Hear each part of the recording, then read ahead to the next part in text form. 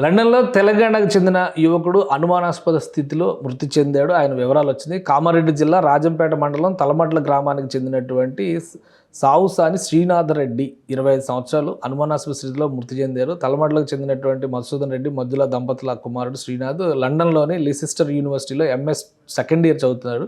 ఈ నెల 22న స్నేహితుడి పుట్టినరోజు వేడుకల్లో పాల్గొన్న అతను అదే రోజు రాత్రి తన గదికి చేరుకున్నాడు. అతడి గదిలో ఉండే మరొక వ్యక్తి విధులు ముగించుకుని ఈ నెల ఉదయం 23 సాయంత్రం ఉదయం ఇంటికి వచ్చి చూసేసరికి అతను చనిపోయిన విషయాన్ని గుర్తించారు. ఇదే విషయాన్ని కుటుంబ సభ్యులకి చెప్పారు. ఒక్కగానొక్క కొడుకు మృతి చెందడంతో అక్కడ రోదనలు మిన్నంటాయి. అంటే మృతికి గల కారణాలు ఏమీ తెలియలేదు. మరి ఆ రూమ్‌లో ఎవరున్నారు? ఏంటి?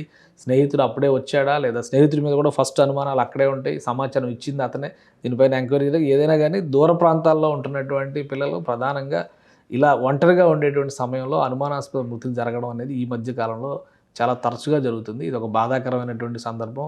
రోడ్డు ప్రమాదాలు లాంటివి లేదా అనుకోని ఘటనలు జరిగినప్పుడు ప్రాణాలు కోల్పోవడం వేరు. ఇంట్లో ఉండగానే ప్రాణాలు కోల్పోవడం అంటే ఏం జరిగిందనేటువంటి అనుమానం ప్రతి ఒక్కరిలో ఉంటుంది.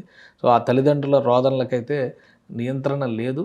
వీలైనంత తొందరగా అతని డెడ్ బాడీని తెప్పించాలని చెప్పని వాళ్ళు కోరుకుంటున్నారు.